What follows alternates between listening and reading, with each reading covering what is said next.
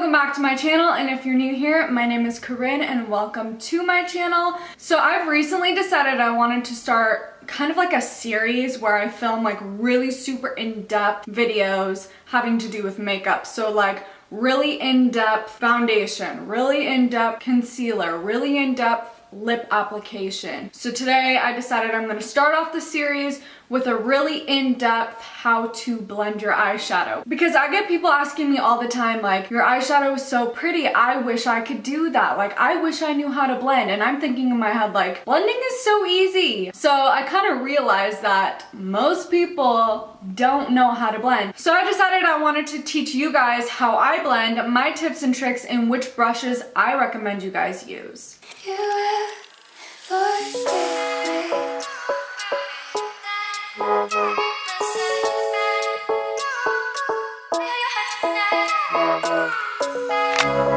Okay, so the very first brush I'm going to talk about is my holy grail. It's my favorite blending brush ever. It is the Morphe M514. And as you can tell, I have 4 of these blending brushes, and I also have like 3 or 4 in my kit that I use for my clients as well. It's super cheap. I think it's only about $5. You can find them at Ulta or order it online. I just love the size. I feel like the size is perfect. I really tend to go for more smaller and detailed blending brushes. So the next brush that I have right here is the Morphe M441, and it's basically just a bigger version of the M514. I just love this one because it's good to have different sized brushes. So if you're not a big fan of Morphe, which I don't know why you wouldn't be, I do have an option here from MAC. So this is the MAC 221 blending brush.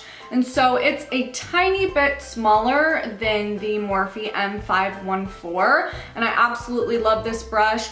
The bristles are a lot softer on the MAC brush than the Morphe brush, but this brush was probably like, what, $23 I paid for it? So, I mean, this is a lot more expensive of a brush, but I do use it all the time. I love it just as much as my Morphe one. Okay, so these ones are not real hair brushes. These ones are synthetic brushes, and usually I stray away from synthetic brushes just because I feel like real hair tends to blend out the eyeshadow better, but I really like these ones. So this one is the Morphe Y19 and the Morphe Y17. Now if you look at them, they look very, very similar in size. I think this one is a little bit smaller. So this is usually the brush that I will go in with first to set down my transition shade. And again, if you're not into Morphe and you'd rather buy more high-end brushes, this is the Sigma E40 brush. You can use my code Corinne for 10% off of your purchase. And this is another one of those brushes that I like to pick up first and set my transition shade down with. And the very last brush I'm talking about today is the Morphe M507. So this guy is just an extremely tiny, detailed blending brush, which I like to use for my very last shade that I put in. It's usually the darkest shade that I'm going in with, just to add some more detail and dimension into the crease. So those are my tips as far as brushes go. Now when it comes to eyeshadows, sadly the more higher end shadows are going to work better. So if you're trying to blend eyeshadows that aren't good quality, it's not necessarily your fault, and it's not necessarily because you don't know how to blend. There are some shadows that I can't work with because they're patchy and they don't blend out good. So I definitely recommend you buying a palette from Anastasia Beverly Hills, Tarte, Urban Decay. Anything that's in Ulta or Sephora is gonna give you way better payoff than something from the drugstore. Okay, so I'm gonna go ahead and zoom you guys in and we are going to get started. So I'm gonna be using the Jaclyn Hill x Morphe palette. The very first step that I always do whenever I'm doing my eyeshadow is dip into what's called a transition shade. So this is the shade that you're always gonna wanna put down first, and it's usually a shade that's maybe 1 or 2 shades darker than your actual skin tone is, so it's a little bit of color, but it's not too much.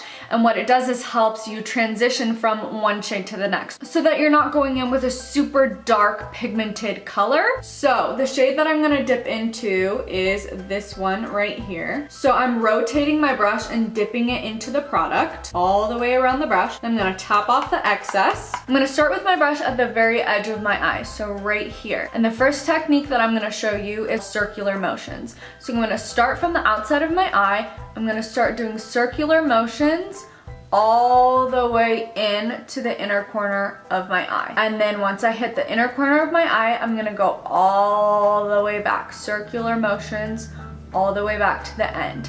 And then I'm gonna do it again, so you repeat the process over and over again. So this is one of the techniques that I like to use when blending my eyeshadow. So another technique that I like to use is called windshield wiper motions. You're gonna start at the end of your eye with your brush, and you're gonna go into the inner corner and back out again. So it's just back and forth, back and forth, back and forth. And whenever I'm blending out my eyeshadow, I do a combination of both of these techniques. So I do circular motions, windshield wiper motions, circular motions, windshield wiper motions, until the eyeshadow is completely blended out. So that's what the eyeshadow looks like now. So because I want this eyeshadow to be a little bit more pigmented, I am gonna dip back into that shade. I'm gonna rotate my brush all the way around that shadow again.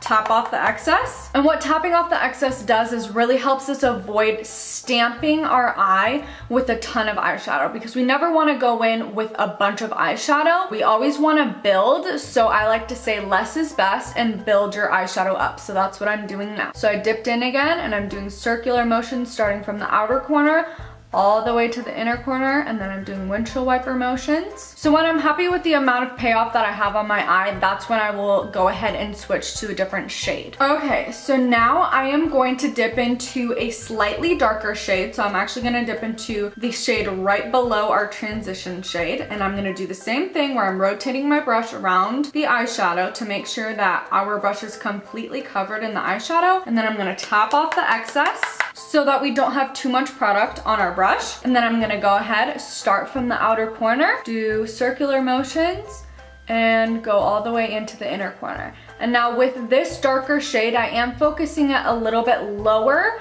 than the transition. As you can see, I took the transition up closer to my brow bone and to my brow. And this shade I'm actually gonna try and keep in the crease. That way you can see the lighter shadow going to the darker shadow, and that's what's gonna give you a blend and a gradient effect to your eyeshadow. So the reason why I like to start on the outer corner of my eye is because typically that is where you want the darker most part of your eye to be. You usually don't want super dark pigmented eyeshadow in your inner corner and then it to get super light on the outer corner. So I always like to start on the outer corner to make sure that's where my first deposit of product goes, so that the outer corner is a little bit darker than the inner corner, and that's also going to help give you a gradient effect this way from the inner corner to the outer corner. Now that I'm completely satisfied with the way that this second eyeshadow looks, I'm actually going to go back in with the very first brush that we used to set down the transition shade, and I'm actually going to take it and blend out the outer edges to make sure that both of those shadows are completely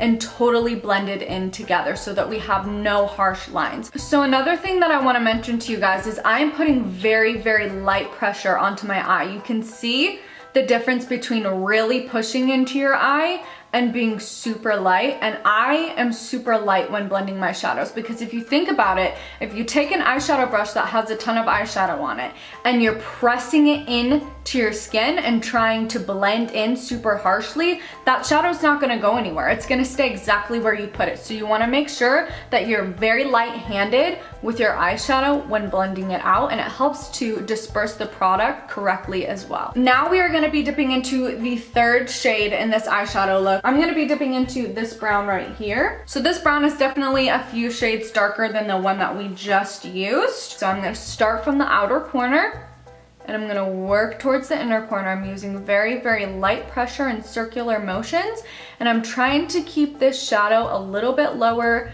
than the shadow that we put down before. And it's okay if at first your eyeshadow is looking a little bit creasy or if it's not blended out, because that's part of the process of blending out your eyeshadow. Okay, so I'm actually gonna take this eyeshadow look a step further and go in with an even deeper brown shade. So I'm gonna be dipping into this dark brown shade right here, and I'm gonna begin blending that into this eyeshadow look. So as always, I'm making sure to start on the outer corner, and I'm doing circular motions in the outer corner to make sure that it's completely blended out, and then I'll take it and start swiping it into the crease to darken it up. Because I want to deposit a little bit more pigment, I am gonna do tapping motions in the crease of my eyelid and then go back in and blend it out. And now that I'm done with the top half of my lid, I'm actually gonna go ahead and do the bottom half. And what you do on the top, you then repeat on the bottom. So I'm gonna show you guys how I do that. I'm gonna be dipping into this shade right here, what we use for the transition. And I'm using a completely different shaped brush. This one is more of a paddle brush. And this is just the perfect size brush to get into my lower lash line. So again, I'm gonna be starting out from the outer corner, and I am just doing back and forth windshield wiper motions to blend this out into my lower lash line. Now I'm gonna be dipping into the shade right here, and I'm gonna blend that into my lower lash line as well. And I'm gonna try and keep it a little bit closer to my actual lash line so that there's a distinct difference between the two shades. Next, I'm gonna be dipping into this brown right here, and I'm gonna work that into my lower lash line, and I'm gonna try and keep it as close to my actual waterline as possible. Okay, so now the matte eyeshadow is complete, and I'm gonna go ahead and add a shimmer to the lid to really tie together this look. So I'm gonna be dipping into this gold copperish shade right here, and I'm just gonna use my fingers to apply this. So once you're done applying your shimmer shade, if you feel like there's some harsh edges between the shimmer and the actual matte blended eyeshadow, you can go ahead and take a clean brush like this and just do windshield wiper motions around that area to really help smooth it out. So I like to focus it on the outer corners and through my crease to really make sure that everything is completely blended. Okay, so here's the completed look with lips and lashes. I think it turned out pretty good. It's a pretty basic neutral brown, smoky eye type look. So I really hope that this tutorial was helpful for you guys. I really want to start doing, like I said in my intro, more in-depth videos that are actually helpful. Like, I love doing the fun, crazy eyeshadow tutorials. Those aren't necessarily helpful for the beginners or people who don't know how to do makeup. So I really want to be kind of like that teacher or that person that you guys can come to if you want to learn. I really want to help teach people how to do makeup and how to do it properly. So again, I hope that you learned something from this video. I hope that you enjoyed it. Make sure to follow me on all of my social medias. I always put them on the screen for you and link them down below. Also, make sure to subscribe to my channel if you'd like to see more videos, and I will see you guys in the next one. Bye guys.